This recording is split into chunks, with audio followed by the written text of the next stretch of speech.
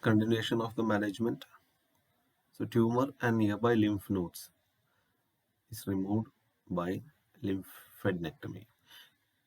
So tumor as well as lymph node is been removed and the healthy segments are anastomosed. Either we can use open method or laparoscopic method. So if unable to reconnect the resected area, if you are not able to fuse, we can create a temporary or permanent colostomy as per the surgical method. So if rectal cancer is there, the rectum permanently removed and the surgeon then creates an ostomy opening. So if the rectum is being removed, we have to create an ostomy. Otherwise we can sew the other part to the rectum and we can utilize the rectum again. Next, polypectomy.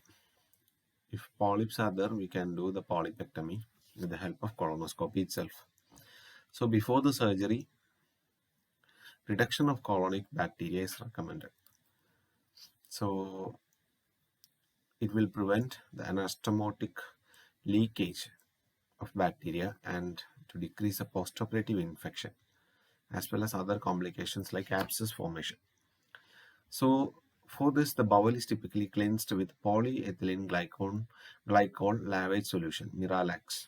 Commonly used is Miralax, and oral antibiotics are given to further decrease the amount of colonic as well as rectal bacteria. So reduction of colonic bacteria is recommended. Next, surgical removal of first stage cancer. We have studied the stages. In first stage, removal of the tumor and at least 5 centimeters of the intestine on either side of the tumor plus removal of the nearby lymph nodes can be done. So we have studied the different types of surgery.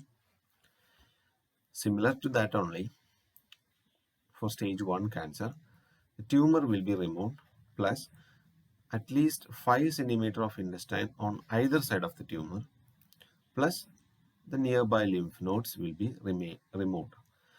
Following that, the remaining cancer-free ends will be fused together. That is commonly done in stage 1 type cancers. Stage 2 and 3, low risk stage, we can do a wide resection and re-anastomosis of the cancer-free ends. Chemotherapy is used in addition to surgery. Chemotherapy is used in addition to surgery. Tumors is not there. Metastatic cases, surgery is like a palliative and chemotherapy is used to control the spread of the disease. Radiation also can be used to provide pain relief. So in metastatic cases, the measure is palliative measures. Even the surgery, the chemo as well as the radiation will be palliative procedures. Temporary colostomy. So this is done when patient has perforation as well as peritonitis.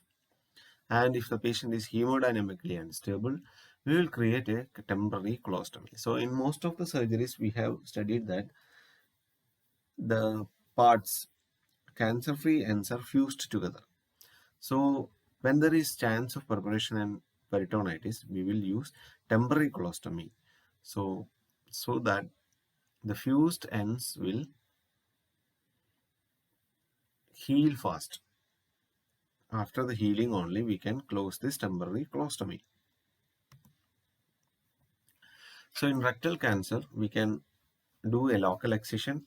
Otherwise, we can go with abdominal perineal resection, APR, with permanent colostomy. Otherwise, low anterior resection to preserve sphincter function. So low anterior resection is commonly done in rectal cancer. So we can preserve the rectum. If rectum is being removed, we have to go for permanent colostomy. It will be very difficult for the patient. Sphincter sparing procedures after rectal removal. So in case if you want to remove the rectum, there is puncture sparing procedure. That is J pouch. One is J pouch. Here, what we are doing is we will create a folding with the distal colon and suture it to form a pouch. It will replace the rectum as a reservoir for stool. So here you can see we can fold the distal colon and suture the end. So it will act like a reservoir to the rectum. So that is J pouch. Second one is coloplasty. So here in coloplasty, transversely the colon is stretched transversely and a slit is being made. Suture is placed over that, as well as that area also will act as a reservoir. So in coloplasty, it is created by slitting the slide of a section of colon a short distance proximal to the anus, stretching the colon transversely to make it wider, and then it's suturing it closed in the new widened position.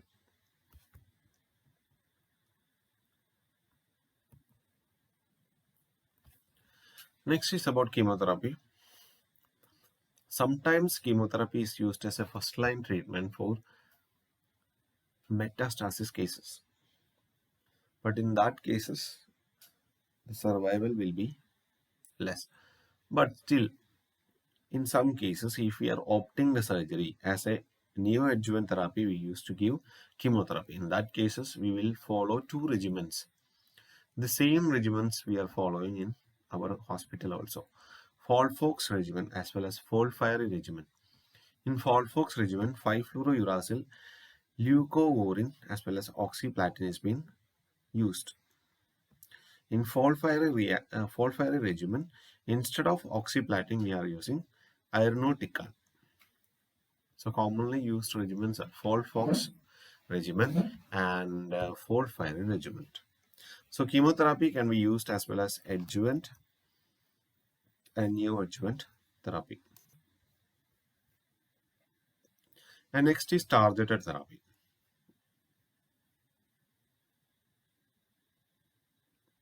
So here you can see angiogenesis. Here you can we can use angiogenesis inhibitors. We have studied this drug before, bevacizumab as well as pansopanib. I don't know you remember or not.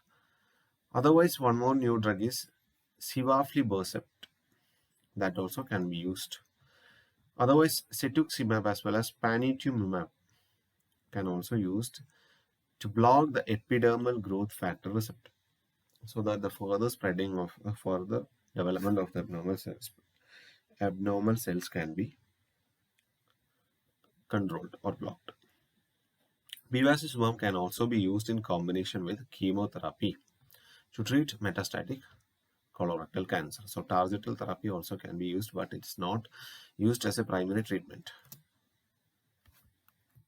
Okay, so there is an assignment. You have to prepare